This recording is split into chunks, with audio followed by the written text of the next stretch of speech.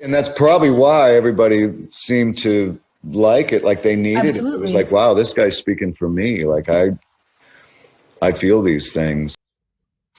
Hola, ¿qué tal? Soy Fabián de Psiconauta. Si te gustaría ver más videos de este tipo, apóyame suscribiéndote y comentando. Sin más preámbulo, vamos con el video.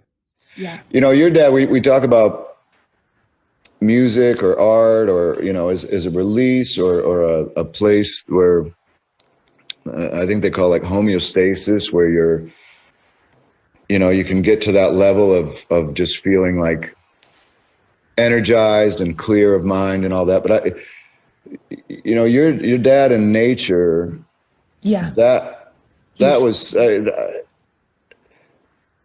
you know, I mean, obviously he had the music and, you know, those are some dark lyrics, Kurt's lyrics. There were some dark lyrics, Layne's lyrics. There were some dark lyrics. And these weren't people going, oh, I think I'm going to pretend to write a dark song, or I'm going to try to come up with, you know, Yeah. that it was real for everybody. Yeah.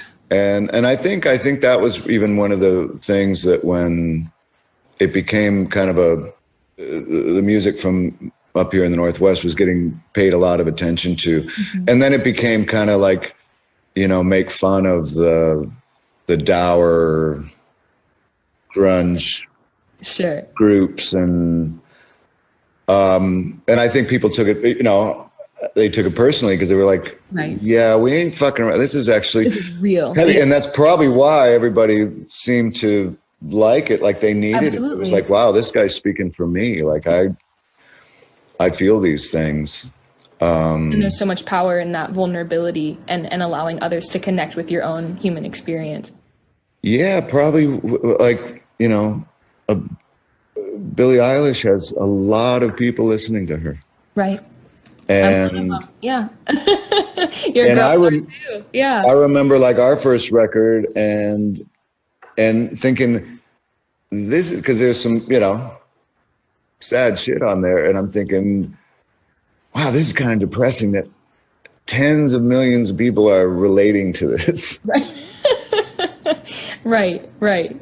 You don't necessarily want it to be that way, but yeah.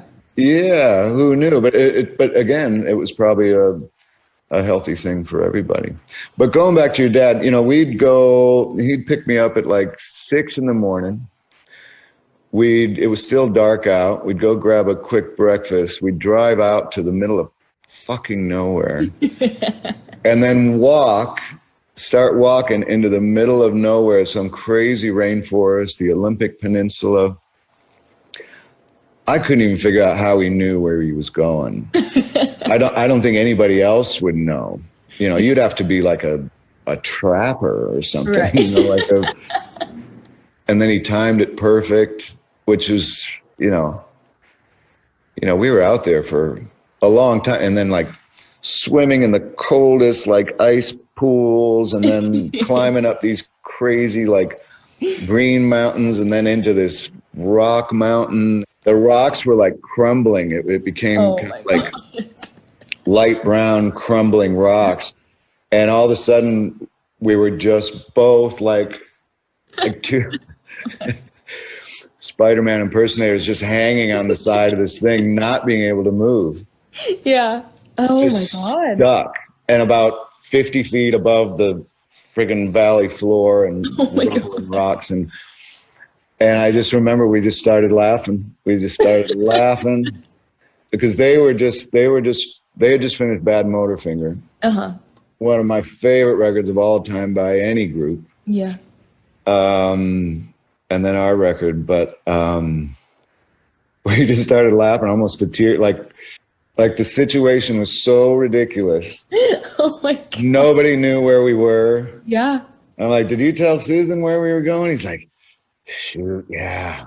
I didn't. I think she's in Detroit or somewhere.